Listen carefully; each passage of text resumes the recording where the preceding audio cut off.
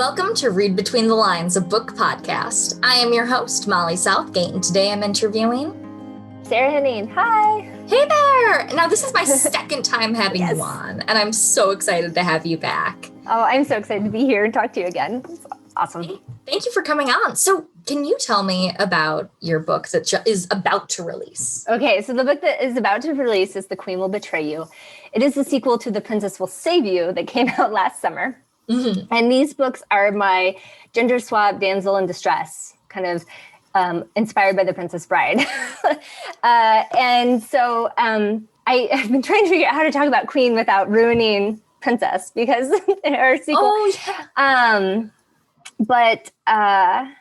Yeah, I don't really know how to explain it other than things happen. And this picks up right when The Princess Will Save You leaves off. And my main characters, Amarante and Luca, who are on the cover, so you know that they survive. I guess that's something.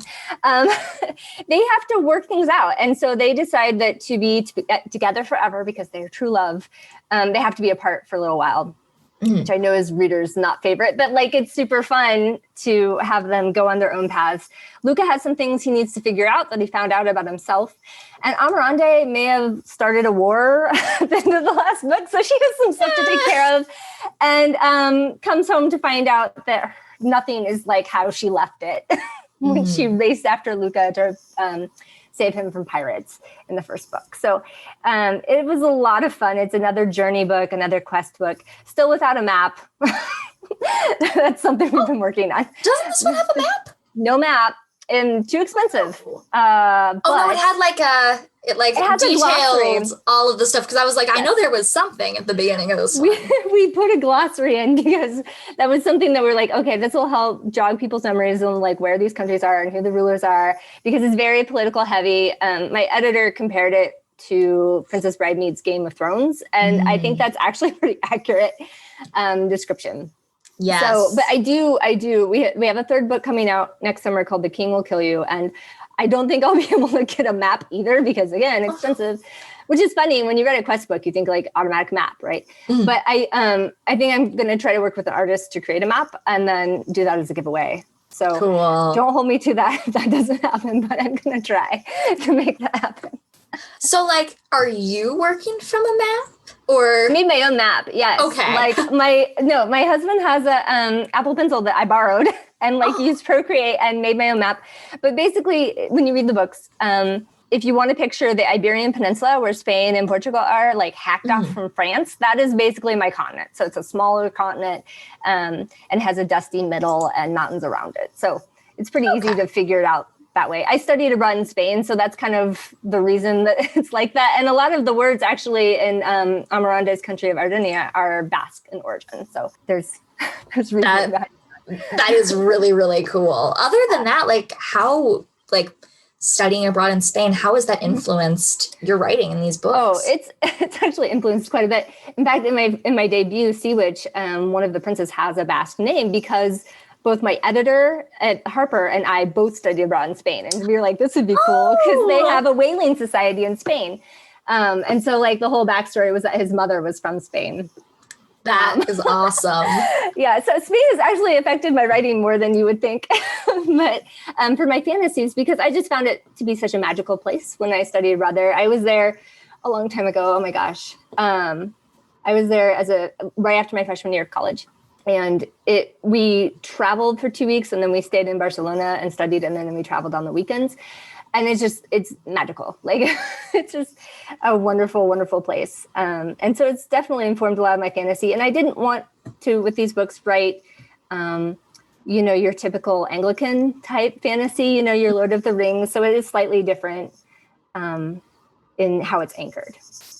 I do think that's something that's really cool about the book. How you said, it feels more sprawling, it feels less, this is medieval and it is British because it is medieval, which is not and I feel like it's got a much more a real world feel to it in the fantasy. Thank you. I appreciate it. So you mentioned that this one's a bit more Game of Thrones-esque. Yeah. So this series started out a bit more closer, right along the other books, like previous fantasy books and like that kind of stuff. And now it's kind of morphed into this more political stuff. Can like, how do you think that it will keep morphing as you get into this next book? And the king will kill you. It gets even more brutal, the verb at least. So, The Princess Will Save You started off as my answer to The Princess Bride, which is one of my favorite properties. I love The Princess Bride, obviously. I based the entire book on it. But we kind of ran through the damsel in distress trope that I wanted to engage with in that book. And what was left was the patriarchy, because I intentionally set my alternate damsel in distress tale in a very hyper patriarchal world, because I thought that we couldn't engage with switching the gender roles if my princess, who's also my savior, didn't have to deal with the things that women have to deal with all the time. And so I made like the patriarchy as like terrible as possible in these books, which means it's very hard to kill. So, even though we have like the played out kind of damsel in distress tale at the end of The Princess Will Save You, the patriarchy is still there and it's still a problem. Amarande, the whole reason that she went after Luca, if you haven't read the book, is that she is trying to be she's trying to be diplomatic here, because her father dies. That's not a spoiler because it happens like in the first chapter. And she can't inherit her crown and her kingdom without marriage. It's stupid. Men can rule on their own, but women have to get married, which means that you bring in somebody who's going to become king and take over your land. And she doesn't want to do that. It's archaic. She's the first princess really in 1,000 years to have that as sort of like her setup. And so she literally asks her father's dead body if they'll change the law and maybe give her consent. I don't know.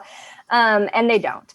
And in fact, someone one-ups her by stealing away her true love to try to force her hand into marriage. And she's like, this is stupid, and goes to get him. And she's still dealing with the forces of the patriarchy when she gets home. And so this book, Queen is in the title. And what I love about these titles is you never really know who the you is, and you never really know. I mean, obviously you know who the princess is in the first book, but in this one, you don't know who the queen is. Amarande, is it somebody else? Going into it, I was like, oh, it's Amarande. And then I was reading it. I was like, wait, which one is it though? Because there's a lot of betrayal in this book. Yes. And there's a lot of women doing it. And there's women who are power hungry and seeking power. And they're doing it in very different ways. Some are working within the confines of the patriarchy and some are working without. And so it's kind of a conversation about the patriarchy and the things that we force women to do just to have even equality, like just equality. And so there's a kind of a conversation on I'm trying to say this without spoiling, but there's a conversation on ways that women seek authority and they have ambition and how they deal with that and deal with each other, because we like to reduce women to catfighting or whatever. Like, women fight just as well as men. Yeah. And actually, that's somewhere where Game of Thrones led us down. We didn't get the big, showdown between the very powerful women in this tale, like in Game of Thrones, at least in the TV show. I don't know what George has planned if he ever finishes his other books. Oh, yeah. Right? Someday. Yes. Hopefully. I hope we get to see it how he envisioned it someday. Maybe that'll make us all feel better. Yeah. But so just talking about women and the way that seek power, because women can be just as power hungry as men. They can be as ambitious as men. There's nothing wrong with that, no matter where you live or what time period or whatever. And so kind of almost the conversations about like, can you have it all? Like Amarande, my princess, she wants it all. She wants her true love. She wants her power. She wants her people to be happy. She would like no war to happen. Can we have no war? Yeah, well, that would be nice. But everybody else has their own ambitions too, and she has to contend with that and remember that. And she's reminded that quite frequently by one of the people she travels with, who has his own thoughts about what should happen. Mm-hmm. And he's one of my favorite characters. Oh, thank you. I love that people are loving him. I love him so much, and as I'm reading it, I'm like, I love him too much. He's not a good person. He's not a good person, but he's the most fun person I have to write. Like, I enjoy writing him so much. Mm-hmm. And we're talking like this because we're trying not to. I know, yeah, it's like very vague. I'm trying not to ship him with Amarande because no, but also I do. I know. My agent was like, Sarah, what is she doing? I was like, what is he doing? I was like, wait a minute. I kind of, no. No, you don't. Yeah. Yeah. Yes. Actually, I kind of want to touch on that a bit more about the romance in the book, because this is a YA fantasy series, and I've read a lot of those. But this one feels very, like, I'm trying to find the right word. I feel like this one has a certain maturity about it. Oh. And in the romance, too, like how you said at the beginning of this episode, how they're like, no, we need to have time apart because we need to write these things. And like, before we do this. They understand that. Yeah. And there's a really, really interesting part where her companion, who will remain nameless, is talking with her. Traveling partner. Yes, her traveling partner is talking with her. And he says, like, how do you know that you love him if he's the only person you've ever been around? And I was like, whoa, you don't normally hear that in these types of books. And like, that was really, really insightful and very interesting. Yeah. So he cut through to the microcosm of living in a castle, like the way I have it set up. Like, it's not a big sprawling, like, you know, thousands and thousands of people castle. It's a small community. And that can be like high school. Yeah. I mean, really, it really can. You know, like, I think about my time in high school. I went to like a larger high school for Kansas, at least. It had 1,500 students. But you knew every single person, and you're all in each other's business, and everything feels so big.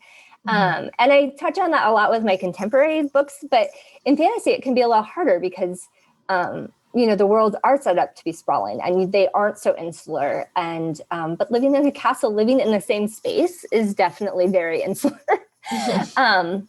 Yes, that character is very wise and clever and troublesome. Yes. And made her think, which is good because she needed that.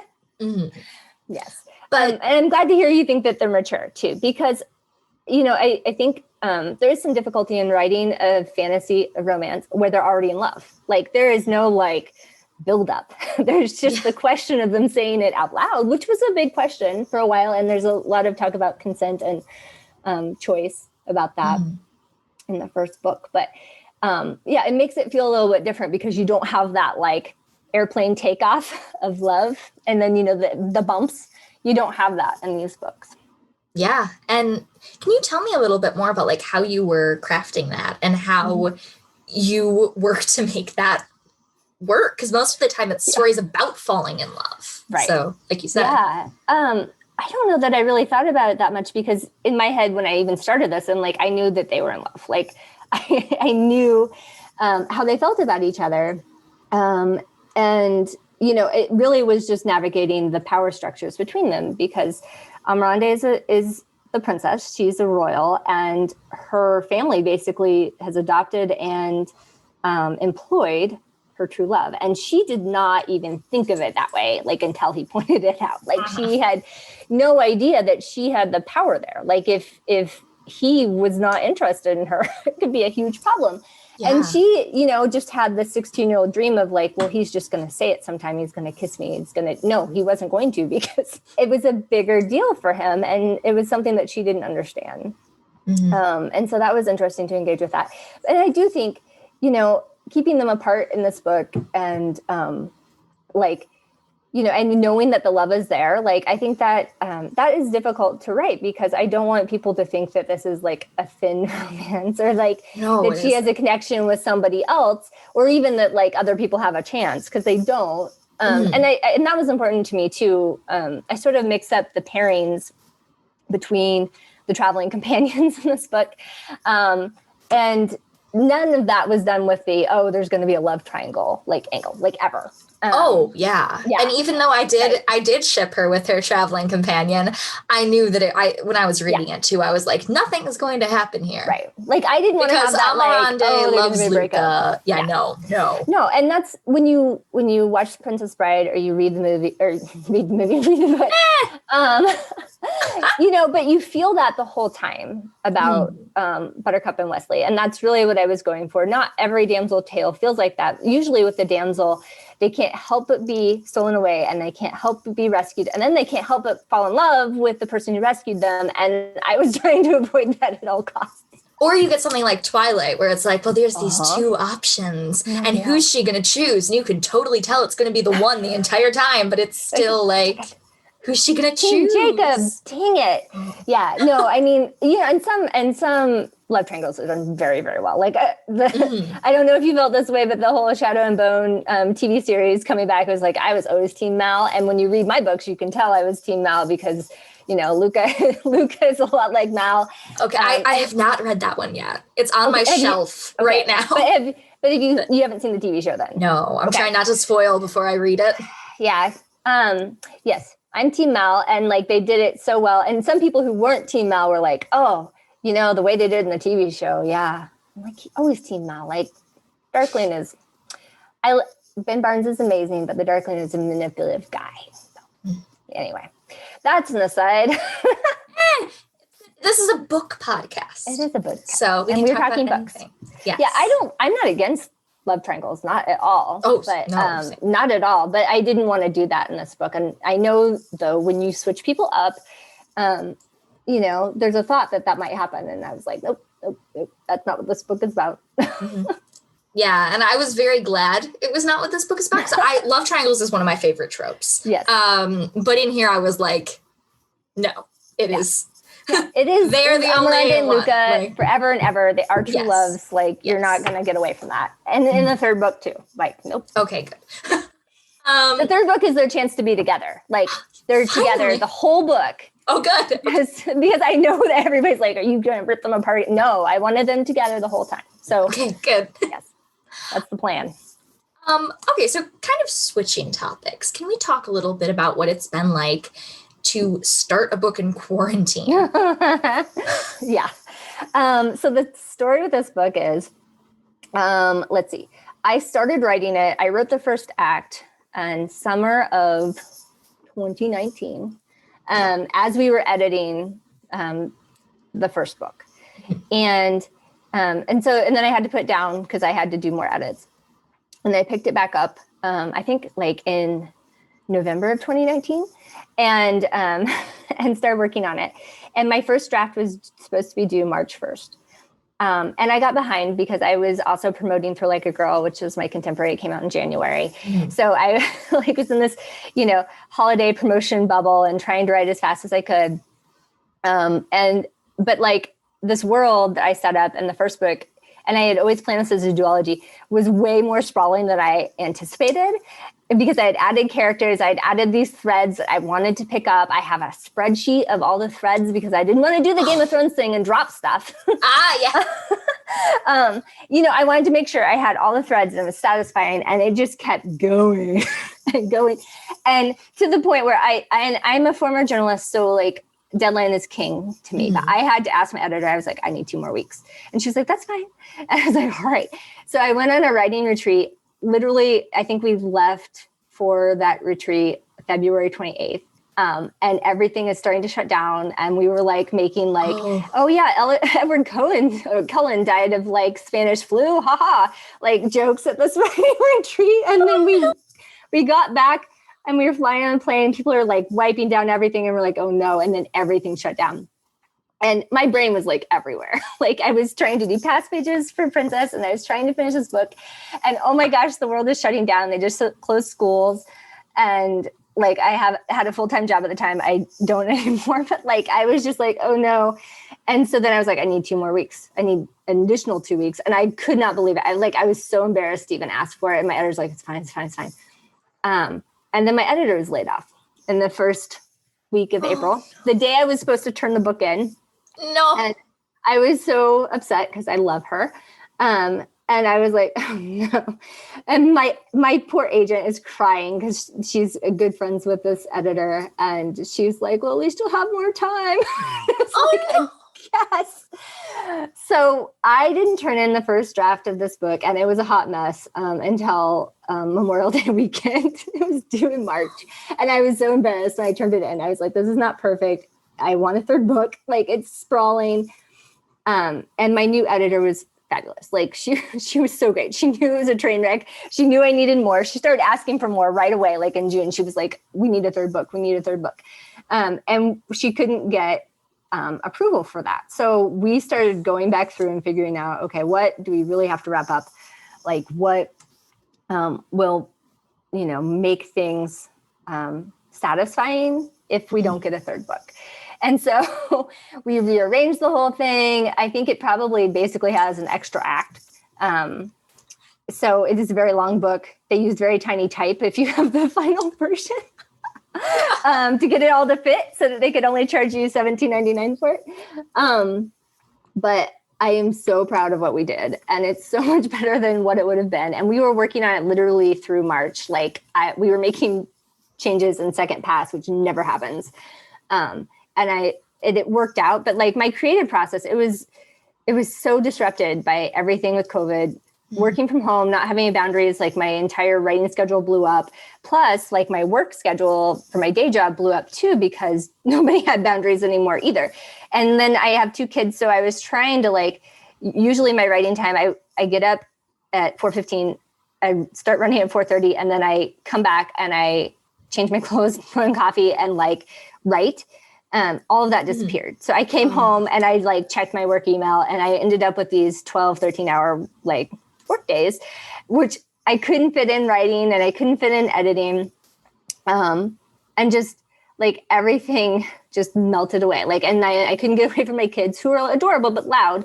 And so, and I didn't realize how much of my process was going to the cafe and sitting and having quiet, and like a 4-hour block to like think about things. Because when I'm at home, I can hear everything. Like, even if I have my noise canceling headphones on, I know that my kids are running around downstairs. I know that my husband's dealing with it.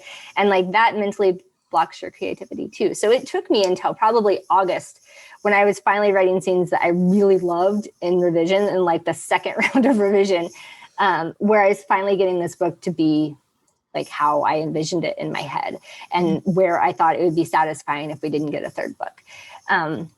So it really messed up my creativity. And then I left my job in September, but I had to virtual school kids, and like that, that sucks a lot of your energy and time too. So it has been a balancing act to try to figure out how to be creative in a time when like everything is just falling apart and there's so many other things to worry about. Yeah. And I really love this book so much. I said this to you before. I don't know if I've fully said it outright on the show yet, but it's really just so excellent. But oh my goodness, that journey to get there.